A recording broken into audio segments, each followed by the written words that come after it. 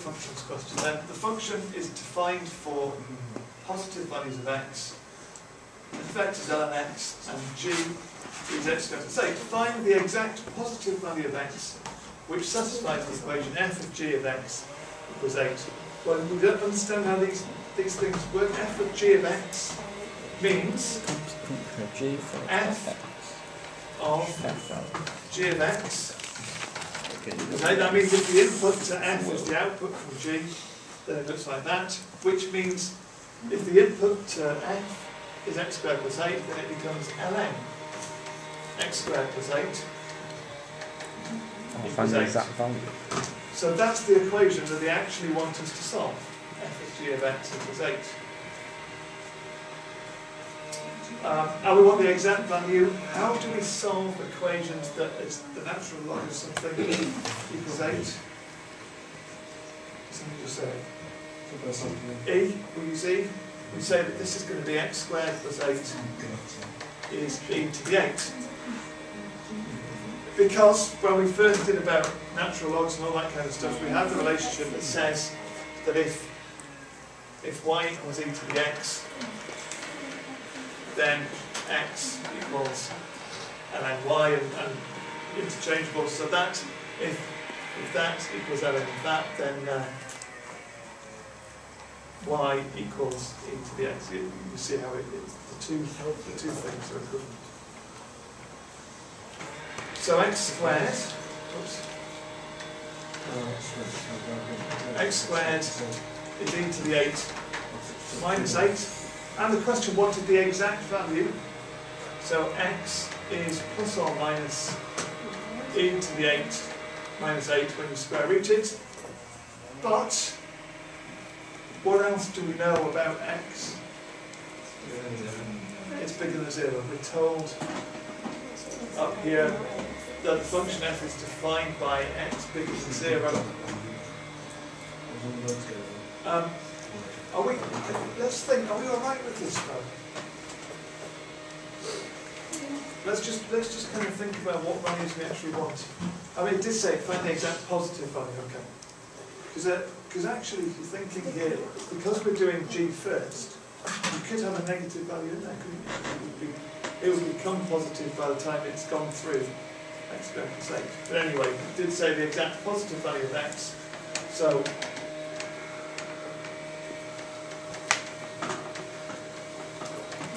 the square root of e to the 8 minus 8 as our first value.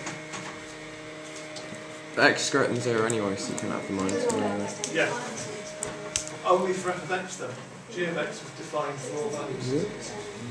G of x is defined for all values. Part 2. State which one of f and g has an inverse. F. And define that inverse. Yeah, well why f? Because it's a 1-1 function. And g isn't. Okay. Many? Remember, in order for a function to have an inverse, what is the inverse there? in order for a function to have an inverse, it needs to be a one-to-one function. G of x isn't a one-to-one function because it's got for each y value there are 2 x values.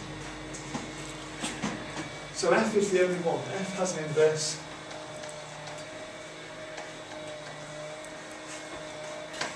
Because it's a one-to-one function. Every x value has only one y value, every y value has only one x value associated with it. And then, well, I mean, what is the inverse of ln x? E to the x. E to the x.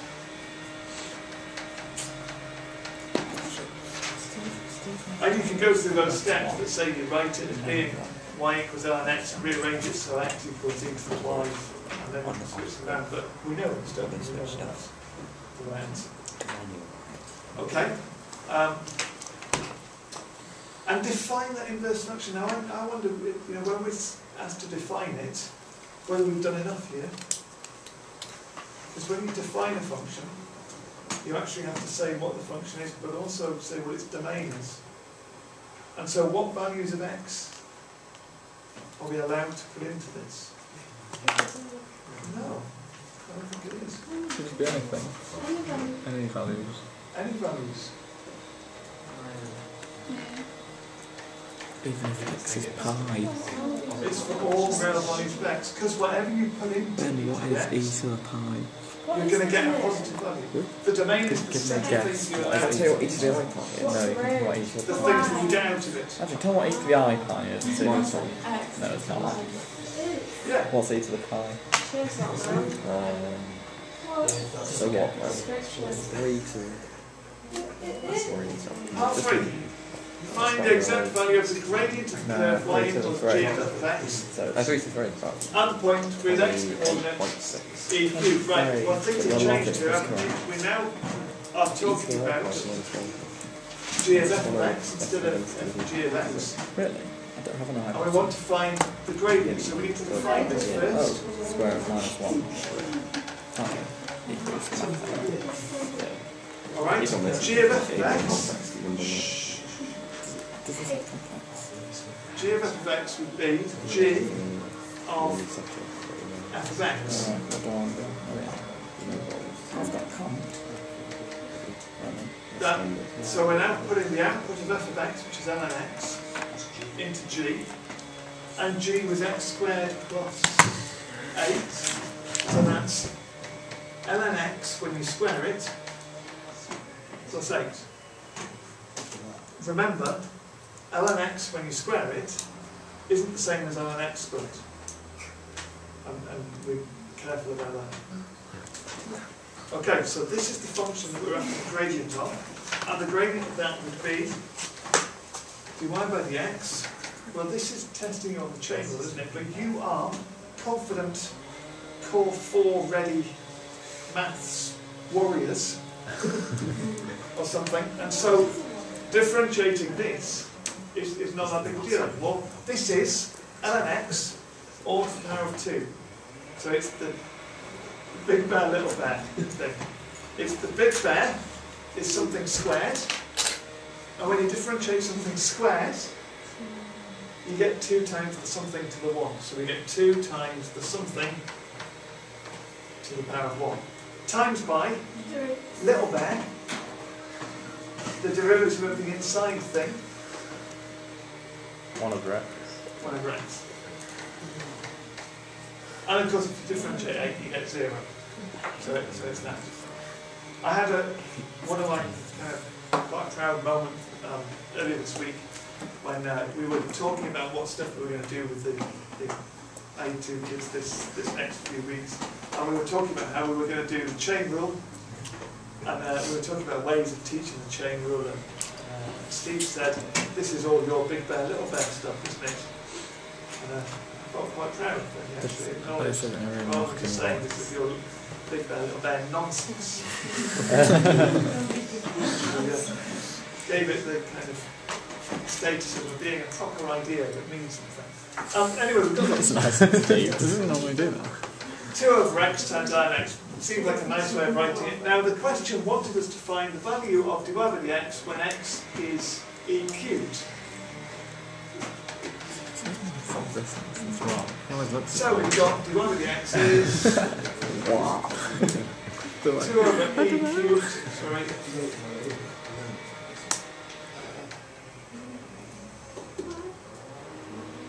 Times ln e cubed. What's ln e cubed equal to? 3. Good. So that is 6 over e cubed, and that would be the exact value there, like that. What next?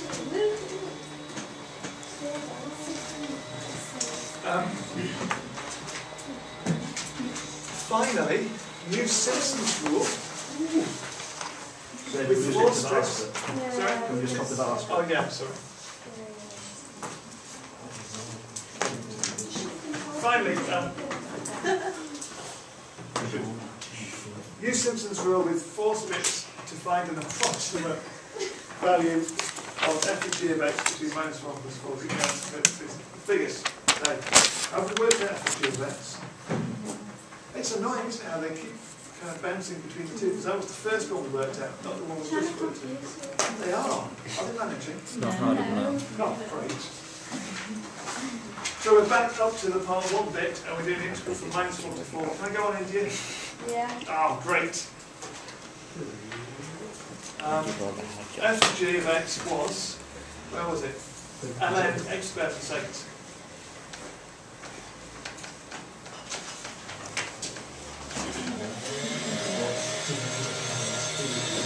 How do you get that? It's Okay. like log e to the e plus 1 is Log of e to the something is just something. Yeah.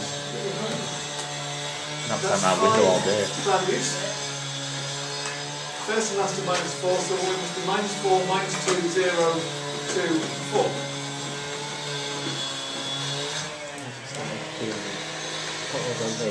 Right outside my window at 7:30 this morning. Yeah. I want happy. Right, now I don't know exactly how you set this out, but I set this out in a little table. And with trapezium rule, I've got 2 columns. With Simpson's rule, I've got 3 columns. You know, It's the trapezium rule. The trapezium rule. Yeah. Right. That's the And point. so we throw that in, yes, right. you know, in the exam, if you couldn't integrate something, could you use Simpson's rule? Only if they wanted you to do something. If you couldn't integrate something, but they wanted you to integrate it, and you use Simpson's rule, then you wouldn't get it. It's only an approximation. Alright, put the values in. We've Get got job three. Oh, yeah. There's just the last one. 24. 4 times 2 numbers. Shut up, And the man. rest. We're trying to listen.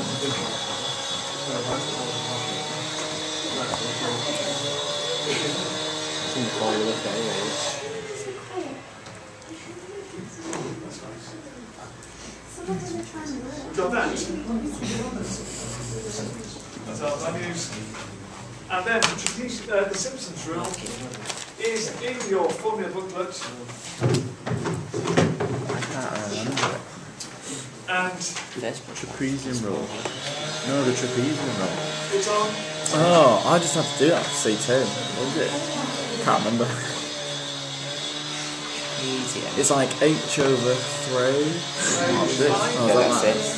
This is like H over one more. three. It's H over... Is it? Oh! First plus the last. I think everyone's just H 1 is half 2, apply at the time. Oh, this is the... First one's last, this is 4 times 2. Yeah. Looking over the plus 4 times the next set of values. Even. 4 Plus times twice the final set of values. And we type it on it in the calculator and get an answer, which I think should be 22.3. Do you get that?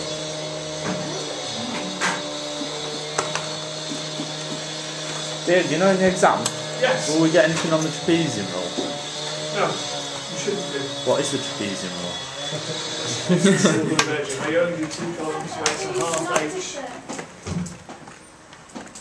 Yes, but core 3 isn't necessarily synoptic. So you shouldn't get it on core 3. I In forget in theory, core you 4. could get it on core 4, Oh no. but they wouldn't. Just integrate it. Alright, okay. I'd be surprised. I'd be surprised because I wouldn't know what to do. We're done.